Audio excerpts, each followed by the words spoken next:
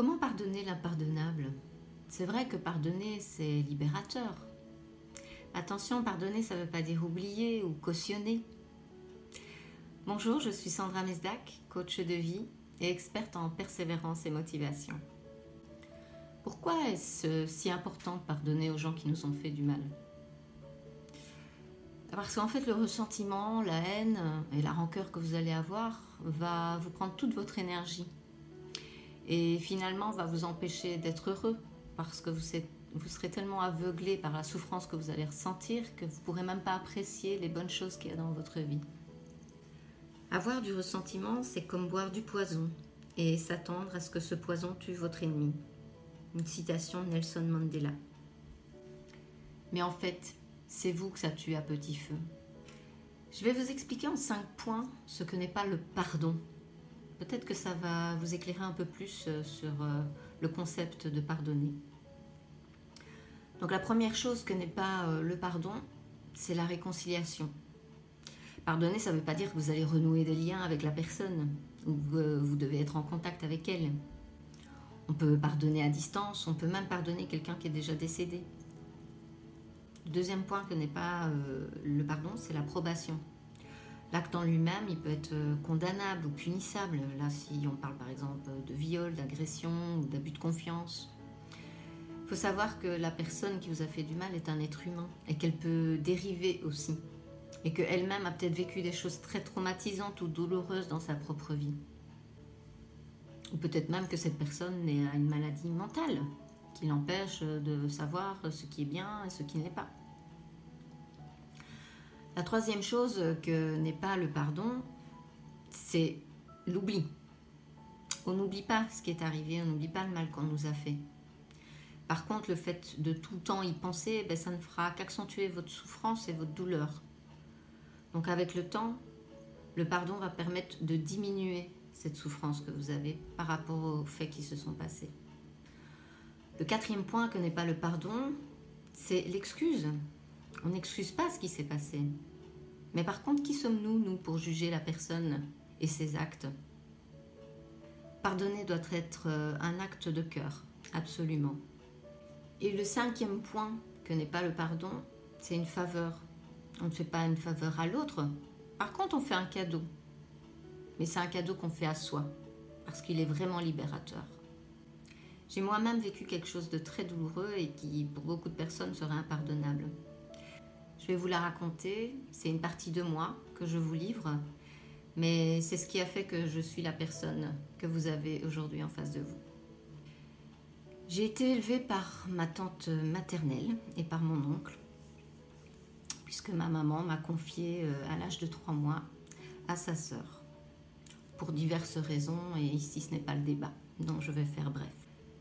À l'âge de 8 ans,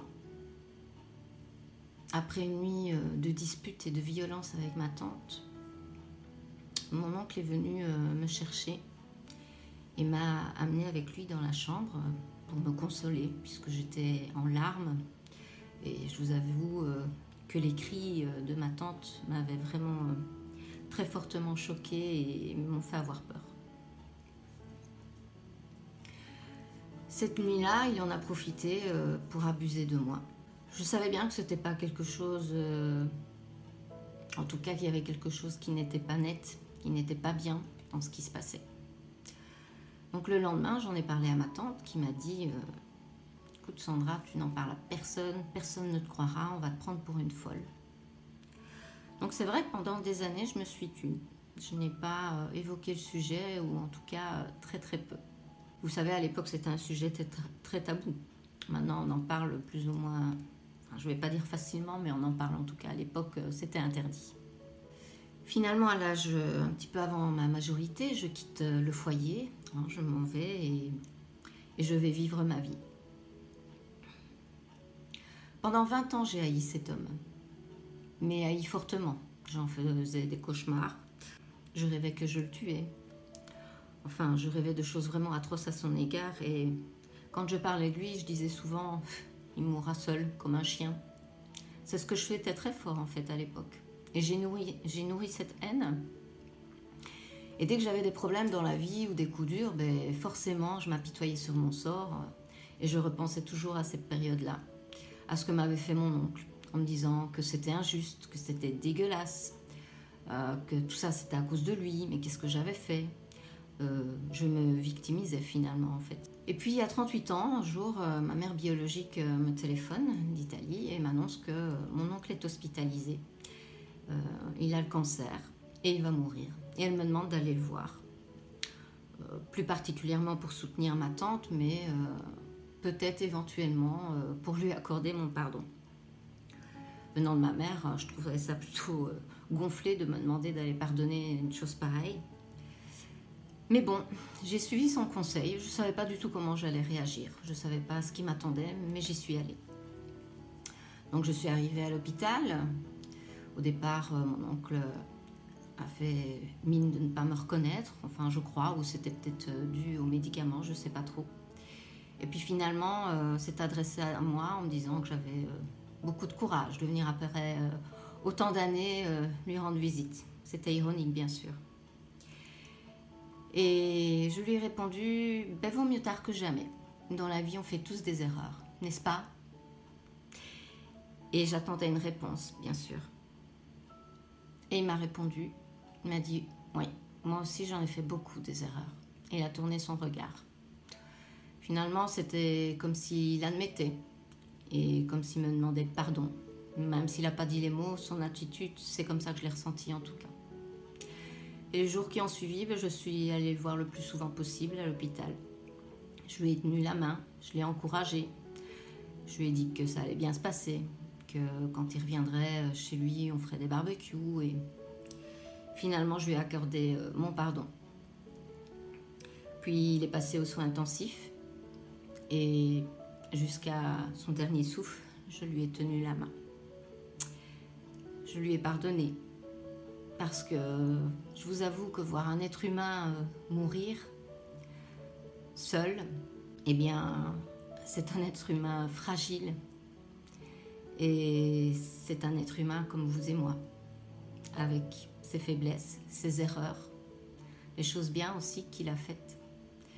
Parce que si je retiens quelque chose de très positif de lui, c'était qu'il était très généreux et qu'il aurait donné sa chemise pour aider quelqu'un. S'il pouvait. Depuis, eh bien, je n'ai plus la haine des hommes et je me suis libérée totalement de cette souffrance. Ça a été vraiment révélateur pour moi et ça a transformé ma vie. Même si j'étais déjà de caractère plutôt jovial, cette expérience m'a totalement transformée, en tout cas sur le regard que j'ai de l'être humain. Vous savez, les gens qui font du mal, c'est bien souvent eux-mêmes des victimes. Ce sont des gens qui n'ont pas été peut-être aimés ou qui ont traversé eux-mêmes des épreuves très douloureuses. Quelqu'un qui est heureux dans la vie, qui est épanoui, qui a une bonne santé mentale et physique, ne souhaite pas du malheur aux autres et n'en fait pas. En tout cas, ne fait pas de mal autour de lui. L'être humain n'est pas méchant, il le devient par ses expériences, par ses conditionnements. La méchanceté égale souffrance. Donc si vous avez quelqu'un autour de vous qui est méchant, piquant avec vous, dites-vous que c'est parce que lui-même souffre. N'oubliez pas, pardonner doit être vraiment un acte de cœur. Et vous vous en souviendrez, parce qu'il sera vraiment libérateur pour vous. Pardonner ne changera pas votre passé ou ce qui est arrivé. Mais par contre, il va élargir votre futur, ça c'est certain.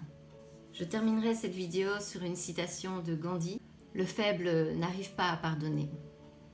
Le pardon est l'apanage du fort. Si vous avez aimé cette vidéo, un peu plus personnelle aussi, si vous pensez qu'elle peut aider quelqu'un, alors n'hésitez pas à liker, à partager et surtout à vous inscrire, à vous abonner à ma page YouTube pour découvrir d'autres vidéos. À bientôt les amis, je vous embrasse tous très très fort et prenez soin de vous.